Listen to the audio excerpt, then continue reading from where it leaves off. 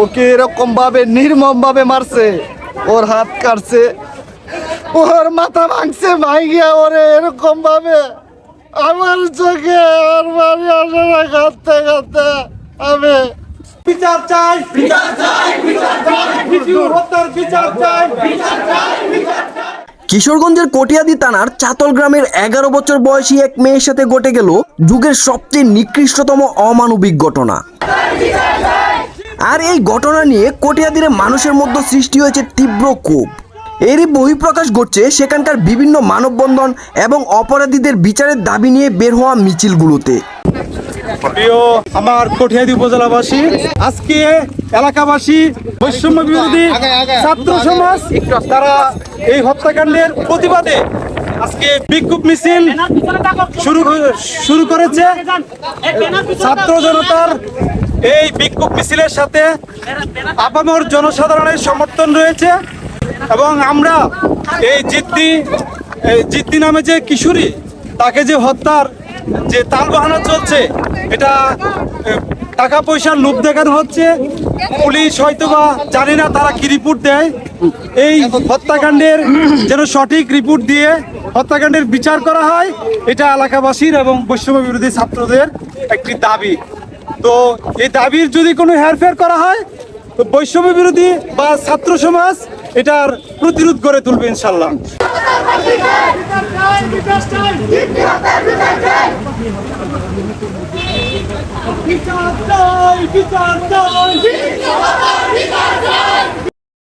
আজকের মানববন্ধনটি বহু মানুষের উপস্থিতিতে মানিকখালী স্টেশন থেকে জড়ো হয়ে চাতল বাঘহাটা উচ্চ বিদ্যালয় ও কলেজের পাশের রাস্তায় গিয়ে অবস্থান করে।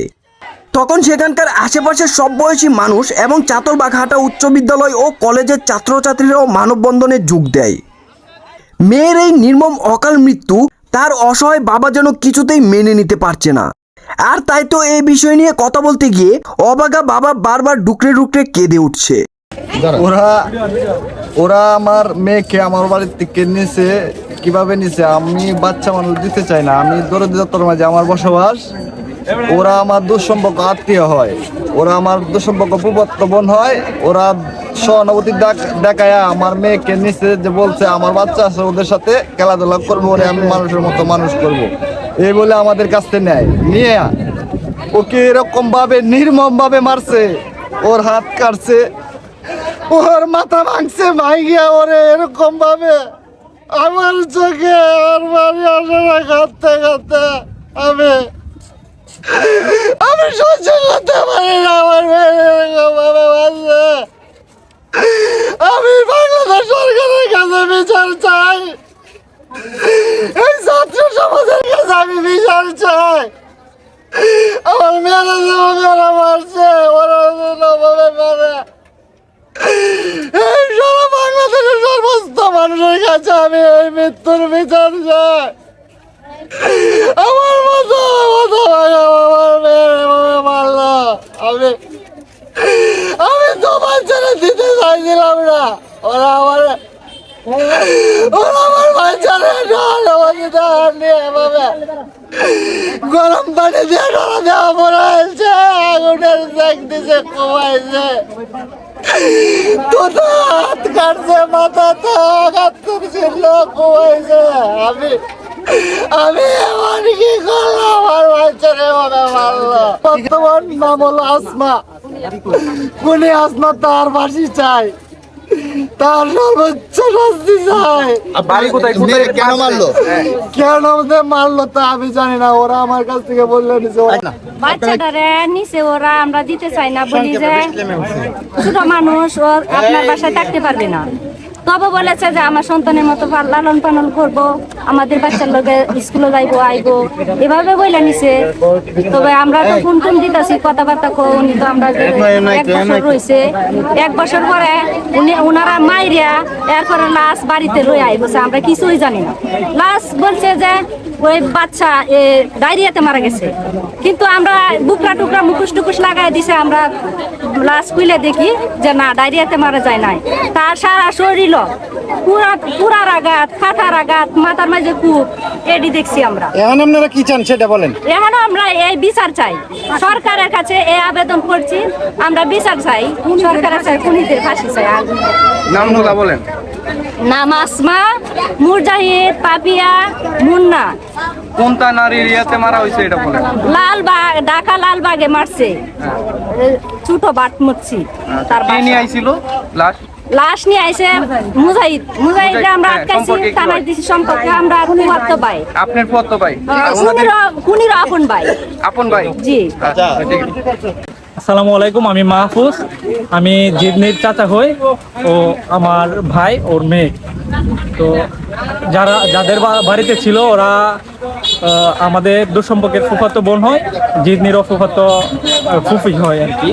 ওরা ওদের ছোট বোন পাপিয়া এবং পাপিয়ার জামাই আমাদের বাড়ি থেকে ওদের জিদনিকে নিয়ে গেছে। এই তাদের ছোট বাচ্চার সাথে কথা বলবে, খেলাধুলা করবে, পাশাপাশি তার পড়ালেখার দায়িত্ব নিবে ওরা, এই আশ্বাস দিয়ে মৌখিক একটা চুক্তিতে তারা নিয়ে গেছে।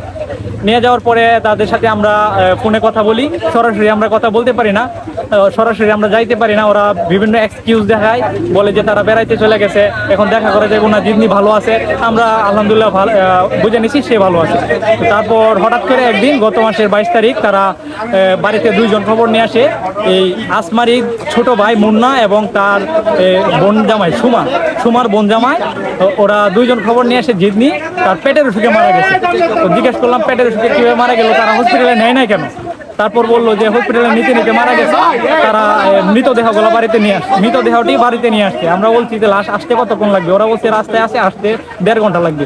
রাত্রে 1:30টার দিকে ওরা নিয়ে আসছে বাড়িতে, 1:30টার দিকে বাড়িতে নিয়ে আসা আমরা যখন লাশ নামাই অ্যাম্বুলেন্স থেকে, তখন দিয়ে তার পায়ে অসংখ্য ব্যথার দাগ, বেঁধে রাখলে যেরকম দাগ হয়, পিটাইলে যেরকম দাগ হয় এরকম দাগ। তার শরীরে সারা শরীরে বুকটা পরা ছিল, এমনকি হাতেও তার গ্লাস পরা ছিল এবং তার মুখোশ পরা ছিল।